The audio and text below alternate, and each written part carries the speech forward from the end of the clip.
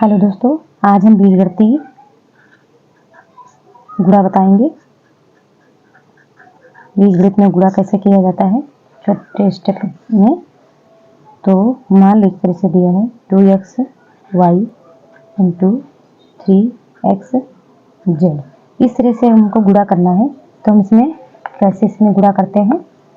इसमें होता क्या है कि ये जो बाहर पद दिए होते हैं इसमें इसकी गुणा हो जाती है। आपसी जो अंक होते हैं उनकी गुणा हो जाते हैं। तो 2 3 6, 3 दूनी 6। इसके बाद जो चर राशि होती है तो यक्स और यक्स यहाँ पे एक घात मानी जाती है। ये जो ऊपर लिखा नहीं होता वहाँ पे एक घात जो है हम मानते हैं, लिखी नहीं होती लेकिन होती है। जब यहाँ पे कितना हो जाएगा, यक्स यक्स 2 बार है, इसका मतलब क्या हो जाएगा, यक्स स्क्वायर।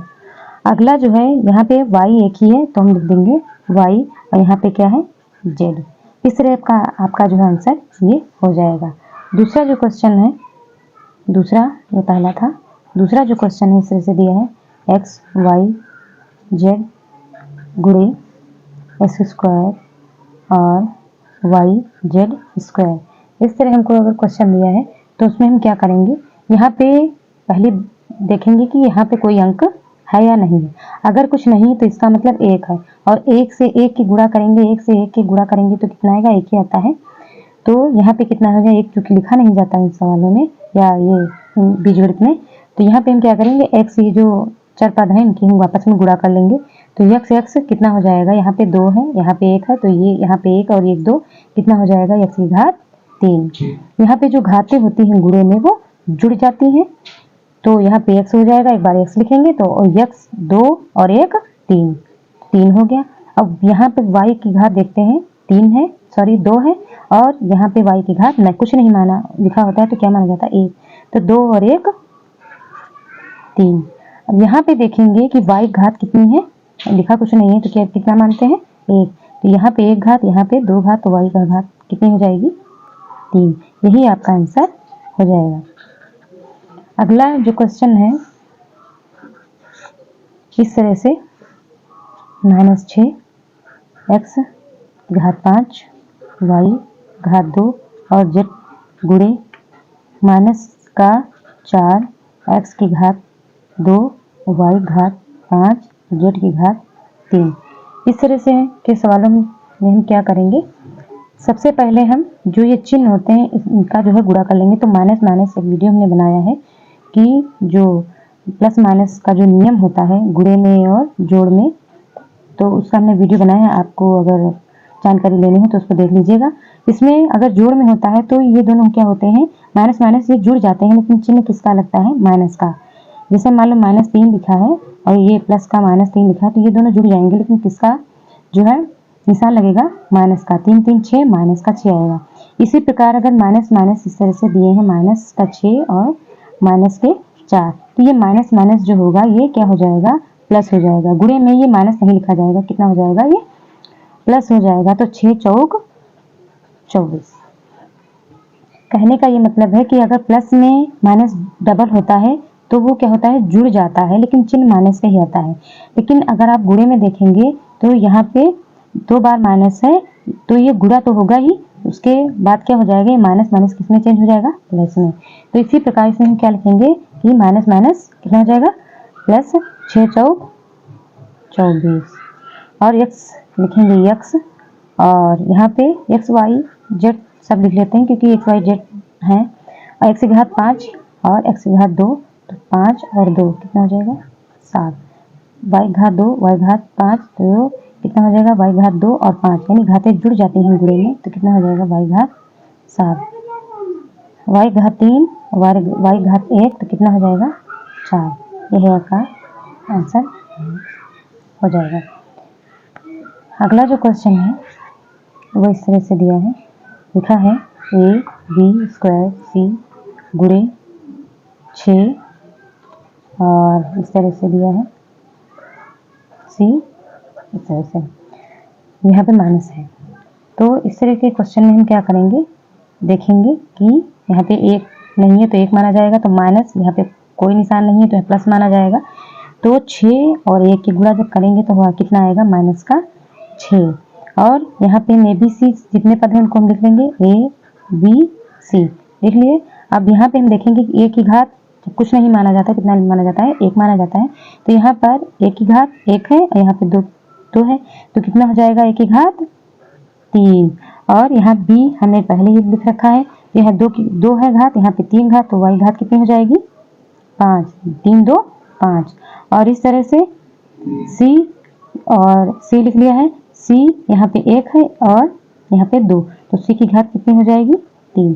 अगर आप इस तरह से नहीं जान पाते हैं तो जो जितनी बार है, मान लो लिखा है b², फिर कितना है b³ गुणे में इस तरह से है, तो आप उसको इस तरह से लिख सकते हैं b गुणे b 2 बार हो गया और b गुणे b। अब आप क्या करेंगे कि इसमें कि एक घात इस तरह से गिन लेंगे कि b कितनी बार है, ठीक है, या घात गिन लेंगे या फिर देख लेंगे कि b कितनी बार है, 1 2 3 4 5 बार, इस तरह से आप 5 इस तरह से आप लिख सकते हैं, तभी आपका आंसर सही होगा। या फिर आप क्या करें कि यहाँ पे जितनी घात है उसको जोड़ करके डायरेक्ट ही आप लिख सकते हैं। अगला जो क्वेश्चन है दिया है yz की घात कितनी 2 माइनस yz की घात 2 और यहाँ पे लिखा है ab²c। इसमें हम देखेंगे कि माइनस माइनस कितना आएगा प्लस। इसमें कोई भी जो है चर राशि आपस में मैच नहीं हो रही है, तो इसका हम क्या करेंगे कि ज्यों का त्यों ही हम इसको इस तरह से लिख देंगे। या एक इसमें नियम होता है कि जो पहले ज़्यादा घात, जो कम घात होती है उसको हम पहले लिखते हैं, जो ज़्यादा घात होती है उसको हम पहले लिखते हैं इस तरह से। सॉरी, यहाँ पे जेड है तो पहले लिखते हैं, और जो कम घात होती है तो उसको हम क्या करेंगे यहाँ से इस तरह से भी इसको लिख सकते हैं। ये भी आपका आंसर सही माना जाएगा, ये भी माना जाएगा। अगला जो क्वेश्चन है तो इस तरह से है, दिया है 8 दिया है 8 गुणे फिर दिया है इस तरह से मान लेते हैं 8 गुणे ABC और फिर यहाँ पे गुणा लगा है 1/4, फिर यहाँ पे दिया है इस तरह से x y z और फिर यहाँ क्या लिखा है x² y। इस तरह से आपका क्वेश्चन अगर दिया है तो इसमें हम क्या करेंगे कि जो ये यहाँ पे इस तरह से, चाहे इसको हम क्या लिख सकते हैं कि 8ABC।